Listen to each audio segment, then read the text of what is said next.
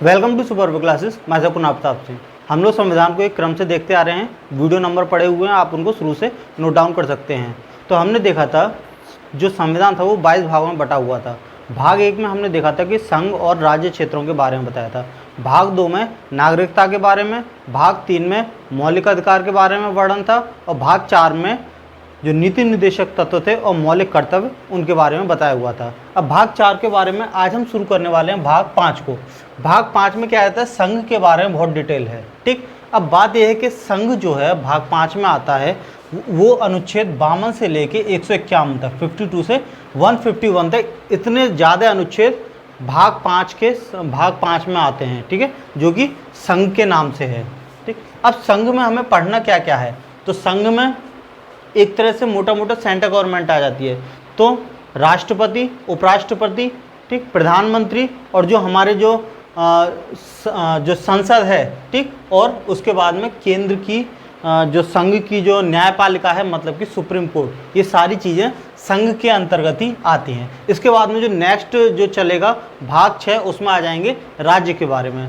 तो देखते हैं संघ में मैंने हम मोटा मोटा कर लिया है कि इसको हम 52 से 52 से 151 तक है, तो किस किस तरह से बांटा गया है। तो ये इन रूपों में बांटा गया है। पहला राष्ट्रपति है जो कि अनुच्छेद 52 से लेके 62 तक है। फिर उपराष्ट्रपति के बारे में चर्चा की गई है जो अनुच्छेद 63 से लेके 73। फिर मंत्रिपरिषद, क्योंकि सारे संघ में ही आते, मतलब जो सेंट्रल गवर्नमेंट है एक तरह से उसके अंतर्गत ही। मंत्रिपरिषद अनुच्छेद 74 से 75, महान्यायवादी अनुच्छेद 76 से 78 और संसद अनुच्छेद 79 से लेके 88, 79 से 88 और संसद के अधिकारी अनुच्छेद 89 से 100।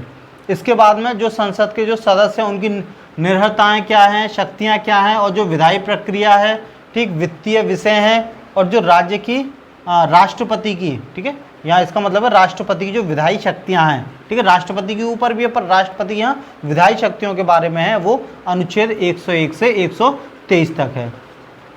इसके बाद में संघ की न्यायपालिका जो कि सुप्रीम कोर्ट होती है, ठीक। अब हाई कोर्ट वगैरह वो तो राज्य की न्यायपालिका होगी एक तरह से। तो संघ जो हो गया उसकी जो न्यायपालिका होती है वो सुप्रीम कोर्ट होती है। उसके बारे में अनुच्छेद 124 से 147 और नियंत्रण महालेखा परीक्षा, मतलब CAG, कैग जिसे बोलते हैं, वो 148 से 151। अगर डिटेल में ना देखो, मोटा मोटा इसी को ही ढंग से याद कर लो, तो इससे एक पता पड़ जाता है कि राष्ट्रपति के बारे में कुछ आएगा तो अनुच्छेद 52 से लेके 62 के बीच में आएगा। उपराष्ट्रपति होगा तो आंसर 63 से लेकर 73 के बीच में ही कहीं ना कहीं आंसर होगा। उसके अलावा आगे पीछे अनुच्छेद आ रहे हैं उनको एलिमिनेट कर सकते हैं और आंसर तक पहुंचा जा सकता है। तो इन सब में आज हम देखने वाले हैं राष्ट्रपति के बारे में। ठीक, राष्ट्रपति के जो अनुच्छेद हैं 10 अनुच्छेद 52 से लेकर 62 तक हैं, उन सबको देखेंगे। हर अनुच्छेद जो अनुच्छेद हैं क्या क्या है वो ग्रीन से लिखे हुए हैं और उनका जो डिटेल है समझने के लिए वो ब्लैक से लिखा हुआ है। ठीक है, तो हम अनुच्छेद भी दिखेंगे, साथ के साथ उनको समझेंगे भी कि उसका मतलब क्या है। ठीक, तो राष्ट्रपति का है अनुच्छेद 52 से 62 तक पढ़ेंगे, सारे टोटल अनुच्छेद पढ़ेंगे, पर जो जो मैन होंगे उनको मैं टिक करते जाऊंगा। अब बात ये मैन या इम्पोर्टेंट का मतलब क्या होता है। मैन या इम्पोर्टेंट का मतलब है जो जो पेपर में पूछे जा चुके हैं। जैसे कि यहाँ अनुच्छेद 61 है, ये कई बार पूछा जा चुका है। अनुच्छेद 52 पूछा जा चुका है, 53 पूछा जा चुका है। ठीक है, अगर मान लो मैं इनको टिक भी कर देता हूँ तो इसका मतलब है कि ये पूछे जा चुके हैं पेपर में। पर क्या इसका मतलब ये है कि ये दोबारा नहीं पूछे जाएंगे या फिर यही आएंगे, इनके अलावा कोई और नहीं आएगा। इसलिए इम्पोर्टेंट का मतलब एक तरह से रद्दी हो जाता है। क्यों? क्योंकि ये एक बार आ चुके हैं, ठीक, दोबारा भी रिपीट हो चुके हैं, तो ज़रूरी नहीं है कि अब ये दोबारा आएँ, इनके अलावा भी और कुछ ना कुछ आ सकते हैं। ठीक, पर ये वाले इम्पोर्टेंट का मतलब ये है कि ये यूज़ हो चुके हैं, तो इसलिए हो सकता है अब की बार कुछ और आ जाए, तो इसलिए सारे ही देखना ज़रूरी होता है। ठीक, फिर भी मैं टिक लगाते जाऊँगा जो जो क्वेश्चन आ चुके हैं। तो अनुच्छेद 52 है, उसमें है अनुच्छेद 52 है भारत के राष्ट्रपति पद के बारे में। ठीक, इसमें यही बताया कि जो देश का सर्वोच्च पद होगा वो राष्ट्रपति का होगा और वो पूरे देश का एक औपचारिक प्रमुख होगा। ठीक है, देश का औपचारिक प्रमुख। औपचारिक प्रमुख मतलब कि एक नाम मात्र का एक पद है, ठीक है, उसकी कोई खास शक्तियाँ नहीं हैं।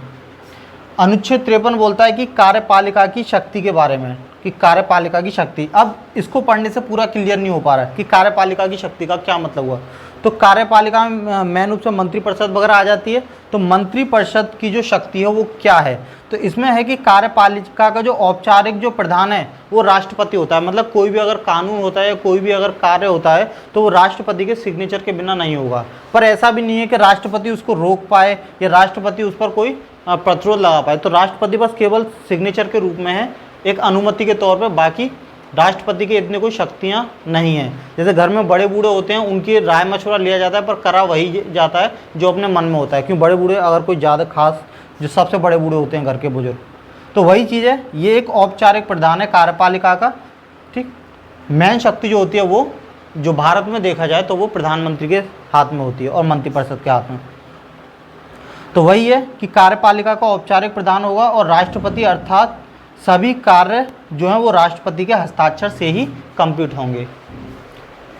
फिर अनुच्छेद 54 बोलता है कि राष्ट्रपति का निर्वाचन, ठीक। यहाँ कंफ्यूज नहीं होना, राष्ट्रपति की निर्वाचन अगर रीति आती है तो अनुच्छेद 55 है और राष्ट्रपति का निर्वाचन आता है तो अनुच्छेद 54, ठीक है। अब देखते हैं निर्वाचन के ऊपर क्वेश्चन कई बार आ चुका है घुमा फिरा के, क्यों इसमें बातें बहुत सारी चीज़ें हैं तो इसी चीज़ को घुमा फिरा के क्वेश्चन पूछ लेता है। तो राष्ट्रपति के निर्वाचन का में क्या है कि राष्ट्रपति का जो निर्वाचन होगा एक डेफिनेशन के तौर पे कि निर्वाचन एकल संक्रमणीय आनुपातिक पद्धति द्वारा अप्रत्यक्ष रूप से गुप्त मतदान द्वारा होगा, ये डेफिनेशन है। अब इसको समझने के लिए हम डिटेल में देखते हैं।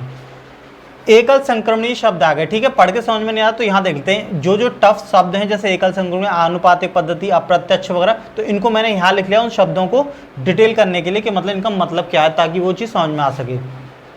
तो एकल संक्रमणीय यहाँ उठा लिया। एकल संक्रमणीय का मतलब है कि जो सबसे कम जो प्राप्त वोट हैं, एक जैसे राष्ट्रपति पद के लिए 5 लोग खड़े हुए हैं तो एक को सबसे ज़्यादा वोट मिलेंगे और एक को किसी को सबसे कम वोट भी मिलेंगे। तो सबसे कम प्राप्त जो जिसको सबसे कम वोट मिल रहे हैं उसके वोटों को सबसे अधिक प्राप्त वाले वोट में जोड़ दिया जाता है। ये हो गया एकल संक्रमणीय मत, मतलब सबसे कम वाले के जो वोट हैं वो भी सबसे ज़्यादा वाले के में जोड़ दिए जाएंगे।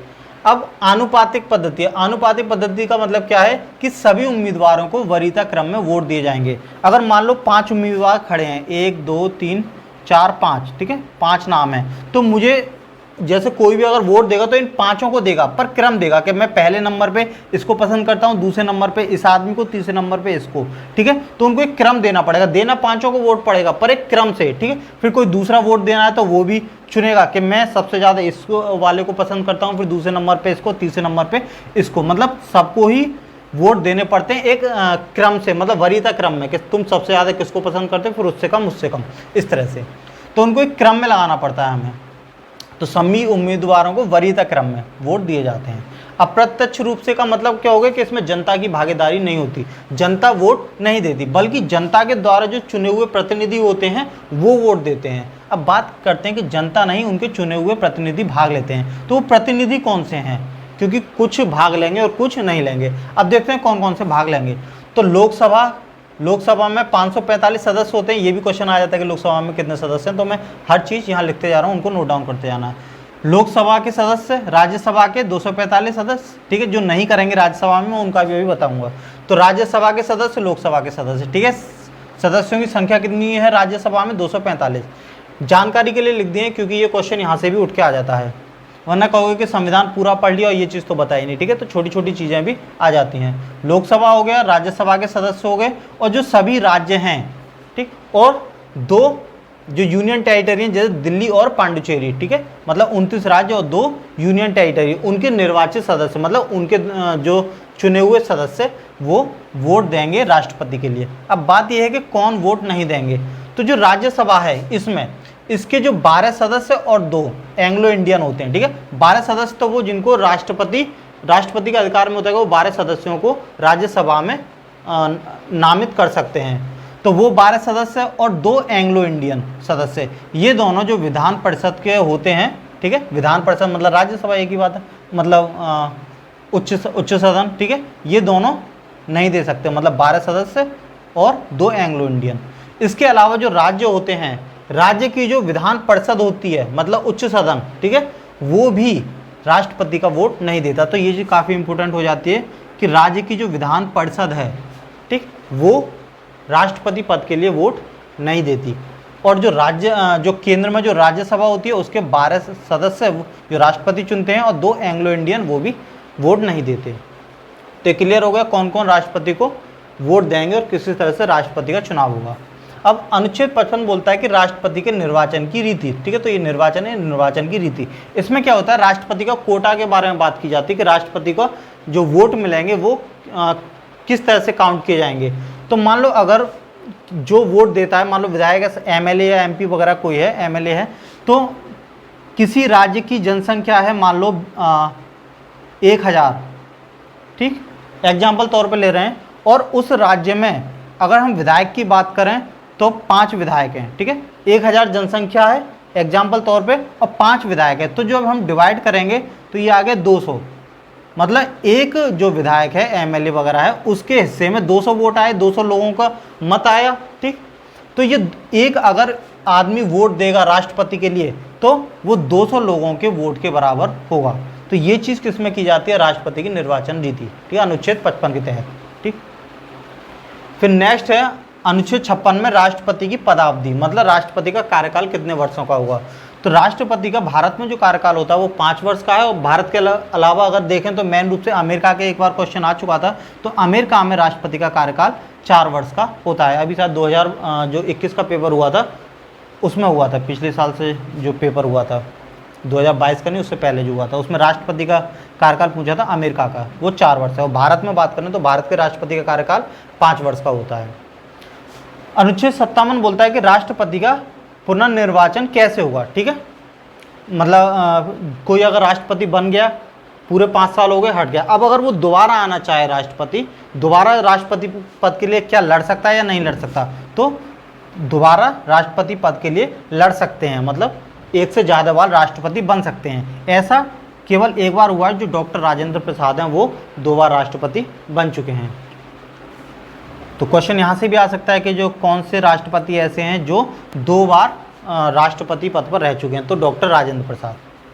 फिर अनुच्छेद 58 बोलता है कि राष्ट्रपति पद की अर्हताएं, ठीक है, राष्ट्रपति पद की अर्हताएं मतलब क्या क्या उनकी एलिजिबिलिटी क्राइटेरिया होना चाहिए। तो पहला तो ये है कि वो भारत का नागरिक होना चाहिए, जो राष्ट्रपति पद के लिए लड़ रहा है वो भारत का नागरिक हो और कम से कम 35 वर्ष की आयु का हो। और दूसरी बात कि उसमें वो सभी योग्यता हो जो एक लोकसभा सदस्य बनने के लिए ज़रूरी होती हैं, मतलब लोकसभा सदस्य बनने की योग्यता उसमें होनी चाहिए, ठीक। जो जो इस योग्यताएं लोकसभा सदस्य बनने के लिए होती हैं वो सभी राष्ट्रपति पद के लिए भी जरूरी हैं।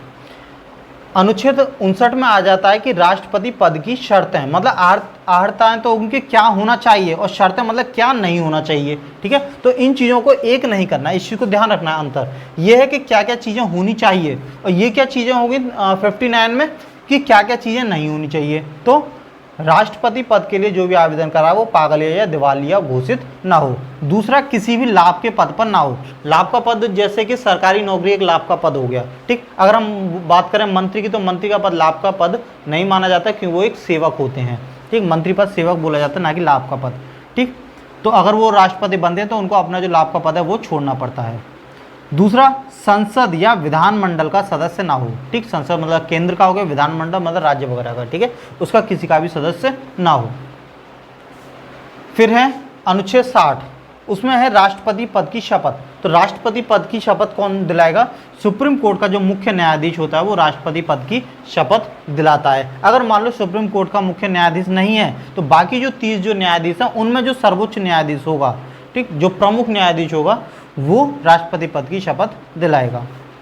अनुच्छेद 61 ये भी आ चुका है, ठीक है, ये भी इम्पोर्टेंट हो जाता है कि राष्ट्रपति पद पर महाभियोग प्रक्रिया, ठीक, मतलब अगर राष्ट्रपति को उसके पद से हटाना हो तो वो जो प्रक्रिया बोली जाती है हटाने की उसको बोलते हैं महाभियोग प्रक्रिया। अब वो कैसे कैसे होती है कि सबसे पहले किसी भी सदन में महाभियोग की प्रक्रिया को शुरू किया जा सकता है, चाहे वो लोकसभा हो या फिर राज्यसभा हो, ठीक है, किसी भी सदन में ये प्रक्रिया चालू की जा सकती है। तो जिस भी सदन में वो प्रक्रिया चालू की जा रही है वहाँ कम से कम 1/4 बहुमत प्राप्त करना होता है इस महाभियोग की प्रक्रिया को केवल शुरू करने के लिए। अगर महाभियोग की प्रक्रिया शुरू करना चाह रहे हैं तो कम से कम 1/4 सदस्यों का अनुमोदन प्राप्त करेंगे, मतलब उनकी सहमति प्राप्त करेंगे। इसका मतलब ये नहीं महाभियोग प्रक्रिया हो गई, नहीं, ये तो केवल राष्ट्रपति पर आरोप लगाने के लिए महाभियोग प्रक्रिया को शुरू करने के लिए 1/4 सदस्यों की मंजूरी जरूरी है। अगर हो जाती है तो फिर उसके बाद में ये सूचना राष्ट्रपति को भेजी जाती है। मतलब कि महाभियोग प्रक्रिया, महाभियोग से 14 दिन पहले राष्ट्रपति को सूचना भेजनी पड़ती है कि हाँ तुम पर महाभियोग लाया जा रहा है। मतलब जैसे मान लो एक सदन ने महाभियोग का प्रक्रिया पर अनुमोदन प्राप्त कर लिया 1/4 सदस्यों का, फिर वो राष्ट्रपति को सूचना भेजेंगे। ठीक, राष्ट्रपति को सूचना भेजेंगे 14 दिन पहले। उसके बाद में फिर जब राष्ट्रपति को सूचना भेज देंगे तो उसके 14 दिन बाद में फिर वही चीज़ दूसरे सदन में, क्योंकि जो सरकार है वो 2 सदनों से मिलकर चलती है, उच्च सदन निम्न सदन, मतलब राज्यसभा और लोकसभा। तो एक सदन में पास हो गया 1/4 मतों से, फिर वो जाएगा दूसरे सदन में 14 दिन बाद में, राष्ट्रपति की इन्फॉर्मेशन के बाद। जब 14 दिन बाद में दूसरे सदन पे जाएगा तो दूसरे सदन में उसको 2/3 बहुमत से, मतलब लगभग कि 66% बहुमत से, ठीक। और अनुमोदन शुरुआत कितने पे हुआ था? 25% पर। तो 2/3 बहुमत से अगर पास कर दिया दूसरे सदन ने और फिर पहले सदन ने भी, अगर 2/3 बहुमत से जो पास कर देते, मतलब सदन के 2/3 लोग अगर बोल देते हैं कि हाँ ये महाभियोग जो प्रक्रिया सही है, राष्ट्रपति पर आरोप तय हुए, ठीक, तो फिर राष्ट्रपति को अपने पद से इस्तीफा दिया जाता है, जिसको बोलते हैं महाभियोग। ठीक है। अब है अनुच्छेद 62। अब मान लो राष्ट्रपति हट गया, राष्ट्रपति अपने पद से इस्तीफा दे देते हैं, तो राष्ट्रपति का पद खाली हो जाएगा। तो उस बारे में, खाली पद का क्या करें, उस पद के बारे में उसका जिक्र है अनुच्छेद 62 में, कि राष्ट्रपति पद की जो रिक्ति है उसको भरने का समय कितने समय में भरा जाएगा। अगर कोई आकस्मिक रिक्ति हो जाती है, मान लो कोई डेथ हो जाती है राष्ट्रपति की या कोई बीमारी वगैरह किसी के चलते, तो उसको भरने के लिए जो निर्वाचित व्यक्ति की पदावधि है कि वो कितने टाइम तक रहेगा, जो व्यक्ति निर्वाचित होगा इमरजेंसी में, तो उस सब के बारे में अनुच्छेद 62 में है। तो ये हमने राष्ट्रपति के बारे में अनुच्छेद 52 से 62 तक देख चुका। अब हम नेक्स्ट वीडियो में देखेंगे उपराष्ट्रपति, जो कि अनुच्छेद 63 से 73 है। तो इस तरह से हम देखेंगे सारे अनुच्छेद, ठीक, और इम्पोर्टेंट पर टिक लाते जाएंगे। जैसे इसमें 52 हो गया, 53 हो गया, 54, ये काफ़ी डिटेल में है, ठीक, इसको देख लेना अच्छे ढंग से। अनुच्छेद 61, ठीक, और ये यहाँ दोबारा जो 2 बार राष्ट्रपति हैं डॉक्टर राजेंद्र प्रसाद, ठीक, और कार्यकाल इसमें ये वाला पूछा जा चुका था। तो देखना सभी को जरूरी होता है, और बेशक जो याद करने की अगर शुरुआत करो तो टिक वाले से सबसे पहले शुरुआत कर सकते हैं। इसके अलावा अगर आप हिस्ट्री पढ़ना चाहते हैं तो लगभग 49 लेक्चरों में मैंने पूरी हिस्ट्री कंप्लीट करवा चुकी है, और लगभग 29 वीडियो में मैंने ज्योग्राफी, भूगोल कंप्लीट करवा चुकी है। आप चैनल पर जाके उनको देख सकते हैं। धन्यवाद।